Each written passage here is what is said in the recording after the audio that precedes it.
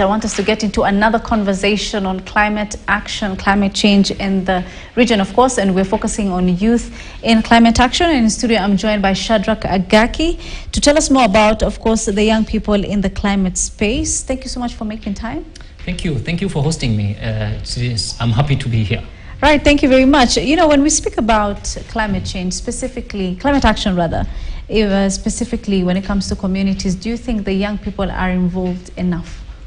Not enough. Right. That is why we need to do more to get young people involved. Just to mention a little bit about myself, I'm a climate change and food system communication expert.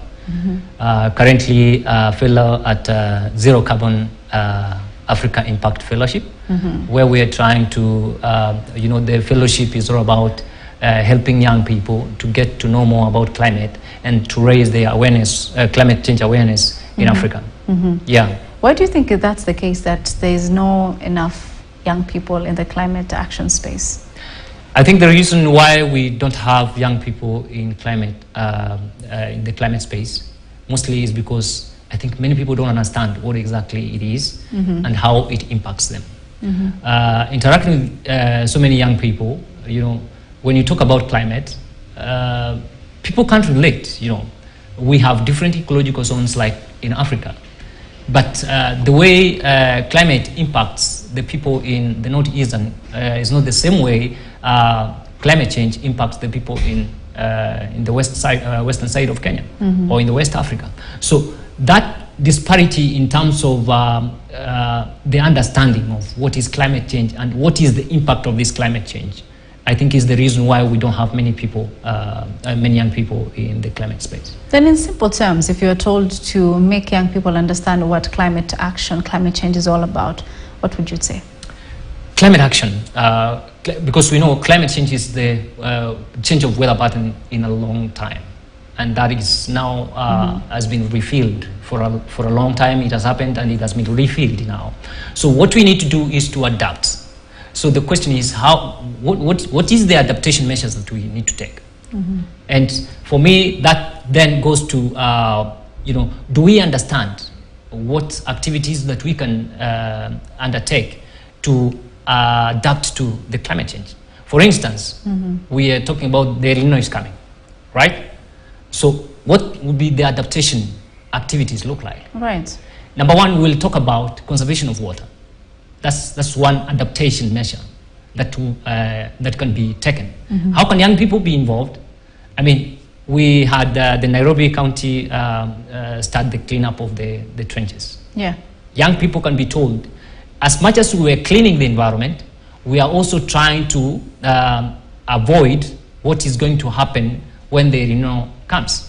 So once people get to understand those small activities within their local areas that they can perform such that they adapt, they help prevent calamities that comes from climate change, I think is the way then we are going to have young people and the communities getting involved.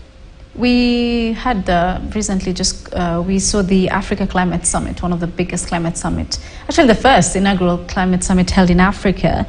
And we saw a lot of young people presenting their agendas when it comes to climate change. Do you think they touched on enough? I was there. Tell us about I was really involved in the climate week, the young people climate assembly. I was there. And if I have to say something, I will say what Wanjira Madai said, that young people have to make their own table and invite the people to come to listen, to listen to our issues. So I can say, yes, not much was achieved, but this is a process. And the process, it starts and it keeps on going. I keep telling people that what we are doing is creating a narrative. And because narrative is what shapes everything that happens in society, the climate change, the climate summit really helped to set off that train towards the conversation being enhanced and increased, such that we get more people to get to know more about climate and then get involved. and how they can get involved is the conversation that we need to continue having. I agree, it's a conversation, but also let's talk about, you know, communities that are like sort of marginalized, like the northeastern area, where a lot of the times the Horn of Africa region especially face a lot of drought. When it comes to young people, how can you make sure young people from that area are involved in that conversation also? I mean, in Kenya, for instance, we have a public participation. It is mandatory, it's a constitutional requirement that every policy of the government must include young people. You know, we are in a devolved governance system, and the young people in the ASAL areas have access to their governments. So for the young people to get involved, just repeating what Wanjira Maathai said, we have to create our own space. Okay. So young people should not sit and say, we want someone to invite us. Nobody is going to invite you to a table. It is either you go to the table or you create your own table and invite people to come to discuss the issues that you think are important for you. So for the young people in Africa, we have to take, we have to take it out up to ourselves to create our own table or go to the table where things are being discussed, so that we can also give our views, because things are changing also. What my parents in Nyamira County will be thinking about policies is not the same thing I will be thinking. There's a huge difference, and because of the change of issues, then we need to get ourselves to discuss our issues and invite others to come and listen to our issues. Yes. Some of those issues, if you could speak about the specifics like climate compensation and financing, do you think the young people are also involved in that? I mean, we had African leaders talking about climate compensation and financing. Money has been a big deal, even in the Africa Climate Summit. Do you think young people are involved in that, and what should they do to make sure that they also get? I think I will start from what are young people going to do. Okay. Because in some of the interactions that I've had with young people, you know, what I keep telling people is, you know, financing and compensation is something that is going to take a long time before we achieve it. The loss and damage framework that was set up in the COP27 is going to take a long time before it is actualized. So what is it that we need to do? I think when we talk about financing and climate financing, we need to work with what we have. And for us to work with what we have to use a system thinking. Let me ask you, you know, there are several projects that the government is doing. But when the projects are being designed, they are designed to address a certain issue. Like now, we're talking about water.